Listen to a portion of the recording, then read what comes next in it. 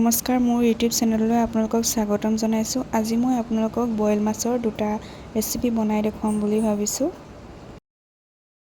আৰু ইয়াৰ বাবে মই প্ৰথমে এখন কেৰাহী গৰম কৰি লৈ ইয়াতে মাছ কেইপিচ দি দিছোঁ। আৰু ইয়াতে অলপমান হালধি মিক্স কৰি দিছোঁ। আৰু ইয়াতে দিছোঁ অলপমান নিমখ। নিমখ আৰু হালধি দিয়াৰ পাছত মাছ কেইপিচ এনেদৰে ইলুটি কৰি অলপমান সিজিব দিছোঁ।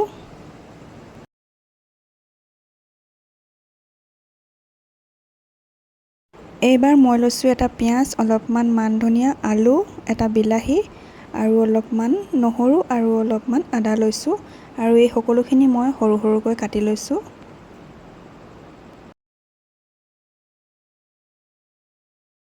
আৰু মাছ কেইপিচ ফ্ৰাই কৰাৰ পাছত ইয়াতে মই পিহি ৰখা আদা, নহৰু আৰু কাটি ৰখা পিঁয়াজ দি দিছোঁ।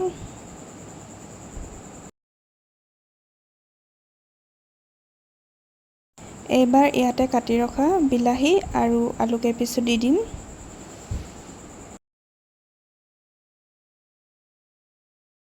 এই সকলোখিনি দিয়াৰ পিছত এতিয়া মই অলপ মাছ কেইপিচৰ লগত এইখিনি মিক্স কৰি ভাজিম। অলপ সময় ভজাৰ পিছত ইয়াতে মই দিছোঁ অলপমান হালধি আৰু অলপমান নিমখ। ইয়াত হালধি নিদিবও পাৰে, কোনো কথা নাই। এতিয়া এই সকলোখিনি মই পুনৰ অলপ সময় ভাজিছোঁ এনেদৰে।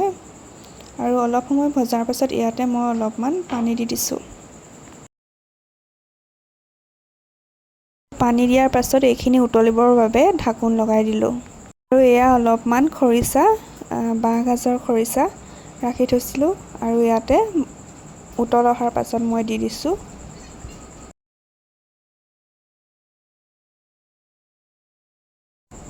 বাঁহগাজবোৰ দিয়াৰ পাছত এইখিনি অলপ লৰোৱাই লৈ পুনৰ ঢাকোন লগাই সিজিবলৈ দিছোঁ।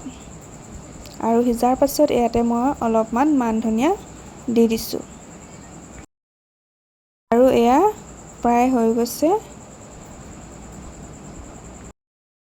তেল নিদিয়াকৈ বনোৱা হয় যদিও খাবলৈ খুবেই বেছি টেষ্টি হয়। আপোনালোকেও এবাৰ বনাই খাই চাব এনেদৰে। আৰু এতিয়া আহোঁ দ্বিতীয়টো ৰেচিপিলৈ। ইয়াতো প্ৰথমৰ দৰে এনেদৰে মই মাছ কেইপিচ এনেদৰে কেৰাহীত দি লৈছোঁ আৰু ইয়াতে দিছোঁ অলপমান হালধি আৰু নিমখ। আৰু এয়া মই লৈছোঁ দুফুটমান নহৰু, অলপমান আদা, পিঁয়াজ আৰু আলু লৈছোঁ দুটা। আৰু এয়া মই এটা জাতিলাও অলপমান কাটি লৈছোঁ। এয়া মাছখিনি অলপমান সিজাৰ পাছত পুনৰ আগৰ দৰে নহৰু, আদা, পিঁয়াজ, জলকীয়া এইবোৰ এড কৰি দিম।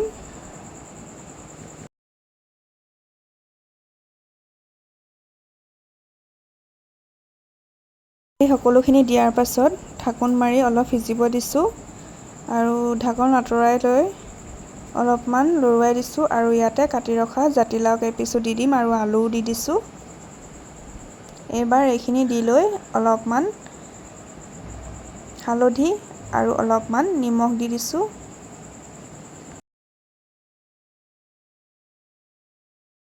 এইখিনি দি লৈ মই ইলুটি কৰি দিছোঁ যাতে সকলোতে নিমখ আৰু হালধি মিক্স হৈ যায়। আৰু পুনৰ ঢাকোন লগাই সিজিব দিছোঁ। আৰু ইয়াতে দি দিছোঁ অলপমান তেজপাত। আৰু মাজে মাজে মই ঢাকোন আঁতৰাই লৈ এনেদৰে ইলুটি কৰি দিছোঁ যাতে ভাজিখিনি পুৰি নাযায়গৈ। আঞ্জাখন যেতিয়া সিজিবলৈ আৰম্ভ কৰিলে ইয়াতে মই সামান্য পৰিমাণৰ পানী দি দিছোঁ। আৰু পুনৰ ইলুটি কৰি অলপমান সিজিব দিছোঁ।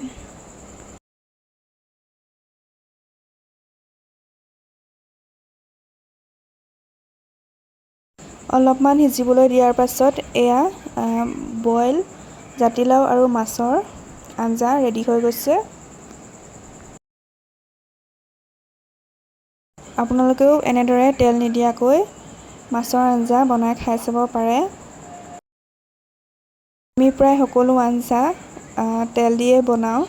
পাৰিলে কেতিয়াবা এনেদৰে তেলবিহীনভাৱে খাই চাব, স্বাস্থ্যৰ বাবেও উপকাৰী হয়। খাবলৈও বহুত বেছি টেষ্টি হয় আৰু তেল নিদিয়াকৈ যে বনোৱা হৈছে ধৰিবই পৰা নাযায়। এবাৰ খাই চাব। ধন্যবাদ।